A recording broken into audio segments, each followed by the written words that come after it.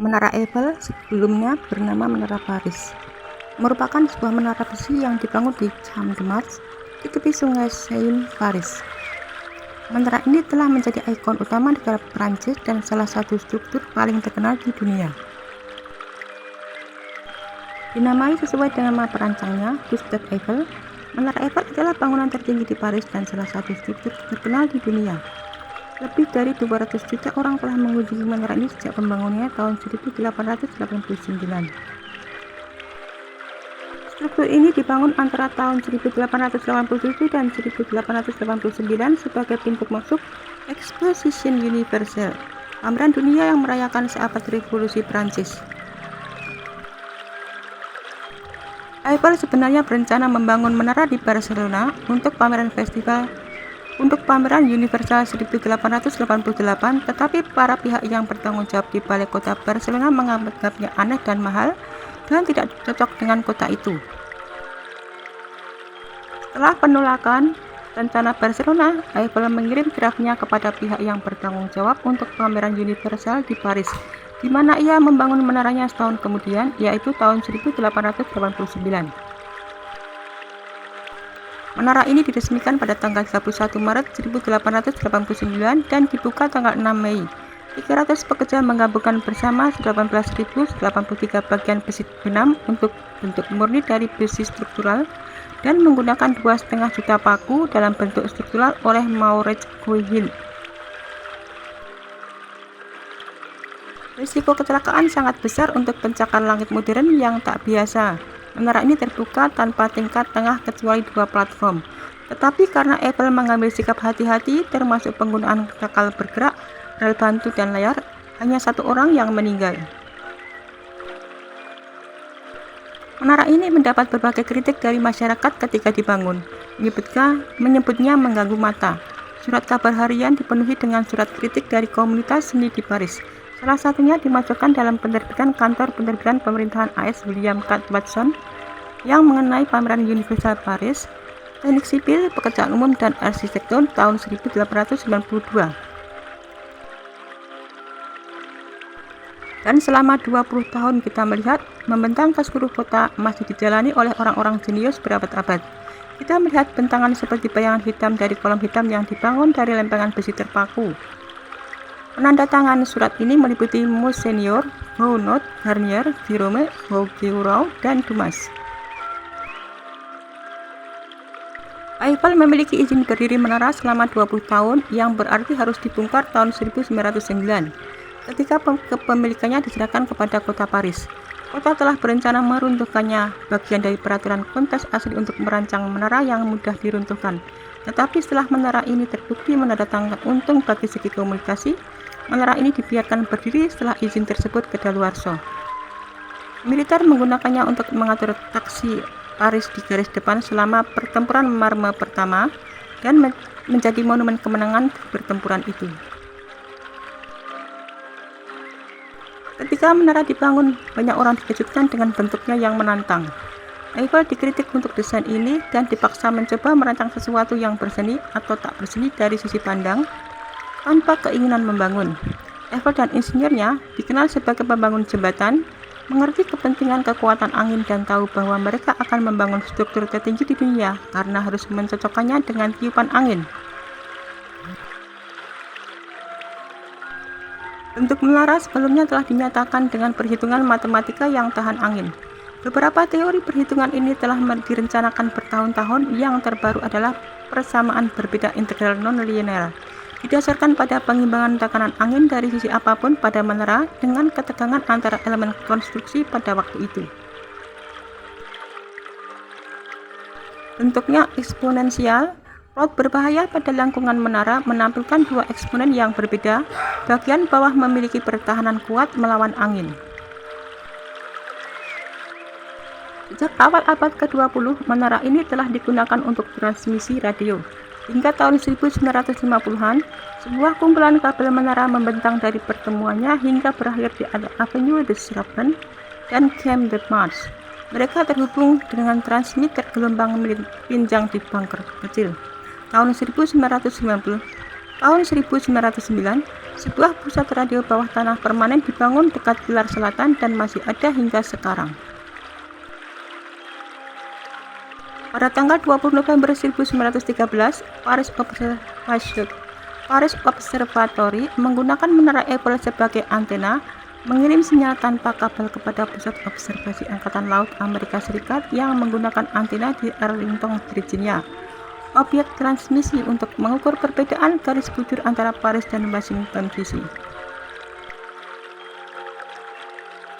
Menara ini memiliki dua restoran, altitude 95 di tingkat pertama di atas permukaan laut, dan Jules Verne, sebuah restoran gastronomis mahal di tingkat kedua dengan lift khusus.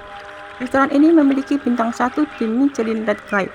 Bulan Januari 2007, seorang koki dengan banyak bintang, Michelin Alan Ducasse, dibawa ke menara untuk menjalankan Jules Verne. Dek pengamatan teratas dengan ketinggian 275 meter merupakan wilayah tertinggi sirkuit unit arsitektur di Uni Eropa yang dibuka untuk umum. Lift penumpang dari tingkat dasar ke tingkat pertama dioperasikan oleh kabel dan penarik yang dijalankan oleh piston besar berkekuatan air. Ketika menaiki lengkungan, kabin elevator naik sedikit, tapi dengan kejutan naik setiap beberapa detik untuk menjaga tingkatnya sejajar. Pembangunan elevator diperlihatkan dan dibuka untuk umum dalam sebuah museum di satu dari 4 pilar menara. Gustave Eiffel mengabadikan di menara itu 72 nama ilmuwan, insinyur, dan orang terkenal Prancis lainnya. Nama-nama itu dihapus di awal abad ke-20, tapi dikembalikan semula pada tahun 1986 hingga 1987 oleh Société Nouvelle d'Exploitation de la Tour Eiffel, sebuah perusahaan yang dikontrak untuk mengoperasikan bisnis yang berhubungan dengan menara. Beberapa peristiwa penting yang terjadi di Menara Eiffel. Pada tanggal 10 September 1829, Thomas Edison mengunjungi menara. Ia menandatangi seperti tamu dengan pesan berikut: "Pada Tuan Eiffel, sang insinyur, sang pembangun pemberani, arsitektur modern besar dan asli dari seseorang yang memberikan penghargaan besar untuk semua insinyur, termasuk yang insinyur besar, sang Don Q. Thomas Edison." Tahun 1902, menara ini tersambar petir. Puncak setinggi 100 meter harus dibangun kembali dan lampu yang menerangi menara segera diganti. Theodore Wood pada tahun 1910 melakukan pengamatan energi pancar yang dipancarkan di atas dan di bawah menara, menemukan bagian atasnya lebih dari yang diperkirakan dan mengawali apa yang saat ini disebut dengan sinar kosmik. Pada tanggal 4 Februari 1912, penjahit Austria Franz Reichert tewas setelah melompat 60 meter dari dek pertama menara Eiffel dengan parasut buatannya. Tahun 1925, pelukis Victor Lasting menjual menara ini sebagai besi tua, dan pada tahun 1930, menara ini kehilangan gelarnya sebagai struktur tertinggi di dunia ketika Chrysler Building selesai dibangun di New York City. Saat tahun 1925 hingga 1934, papan iklan untuk Citroen memenuhi 3 dari 4 sisi menara, menjadikannya papan iklan tertinggi di dunia pada waktu itu. Sebelum pendudukan Nazi di Paris tahun 1940, kabel lift dipotong oleh orang Prancis hingga Adolf Hitler harus menaiki tangga ke puncaknya. Bagian untuk memperbaikinya tidak mungkin didapat karena perang. Tahun 1940, tentara Nazi harus memanjat ke atas untuk mengibarkan swastika. Tapi bendera ini terlalu besar sehingga tertiup angin beberapa jam kemudian dan digantikan oleh yang kecil. Ketika mengunjungi Paris, Hitler memilih berada di bawah. Dikatakan bahwa Hitler menguasai Prancis, bukan menara Eiffel. Seorang Prancis mengukur menara selama pendudukan Jerman untuk mengibarkan bendera Prancis. Bulan Agustus 1944, ketika sekutu mendekati Paris, Hitler memerintahkan Jenderal Dietrich von Koltz, gubernur militer Paris, meruntuhkan menara bersama seluruh kota. Von Koltz menolak perintah itu. Lift menara bekerja normal beberapa jam setelah pembebasan Paris. Pada tanggal 3 Januari 1956, kebakaran menghanguskan puncak menara. Pada tahun 1957, antena radio ditambahkan di puncaknya. Dan pada tahun 1980-an, Sebuah restoran tua dan pondasi busnya dibongkar, dibeli dan dibangun kembali di San Charles Avenue di New Orleans, Louisiana oleh pengusaha John Honorio dan Daniel Bonnot bernama Tour Eiffel Restaurant, lebih dikenal dengan Red Room. Pada perayaan Tahun Baru 2000, Menara Eiffel menyelenggarakan perayaan Millennium Paris. Kembang api ditembakkan dari keseluruhan panjang menara dalam penampilan spektakuler. Sebuah pameran di atas kafetaria di tingkat pertama juga merayakannya. Pada tahun 2000, lampu kedip dan 4 lampu suar berkekuatan tinggi dipasang di menara. Sejak itu, pertunjukan lampu telah menjadi acara harian setiap malam. Lampu suar di atas menara menjadikannya menara suar dalam langit malam Paris. Menara ini menerima tamu ke-200 juta pada tahun 2002. Pada pukul 19.20 tanggal 22 Juli 2003, kebakaran terjadi di puncak menara pada ruang persiapan penyiaran. Keseluruhan menara dikosongkan. Kebakaran dapat dikendalikan setelah 40 menit dan tidak ada laporan korban luka. Sejak 2004, Menara Eiffel telah membuat lapangan Sky S di tingkat pertama selama musim dingin. Gambar menara telah lama menjadi domain umum, tetapi pada tahun 2003 CSNTE memasang penerangan baru di menara itu. Efek ini bertujuan membuat gambar malam lain menara dan penerangannya di bawah hak cipta. Sebagai hasilnya, tidak lama lagi dibolehkan menyebarkan foto menara di malam hari tanpa izin di beberapa negara. Pemberian hak cipta ini kontroversial. Direktur Dokumentasi untuk SNTE, Stephen Tiu, berkomentar pada tahun 2005, hal ini hanya bertujuan untuk menjaga penggunaan komersial gambar sehingga tidak digunakan dalam acara-acara yang tidak disetujui.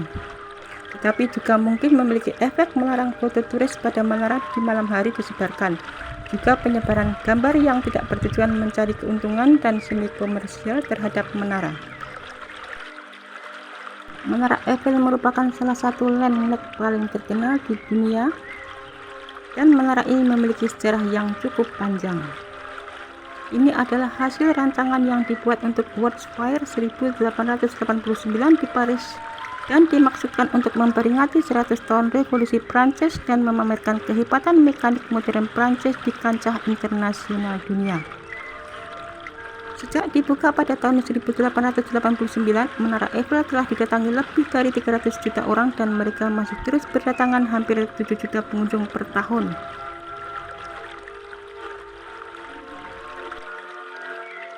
Bangunan ini dinilai akan jadi simbol modernisme Perancis dan bukti bahwa negara tersebut konsisten bereksplorasi dalam bidang teknologi dan ilmu pengetahuan.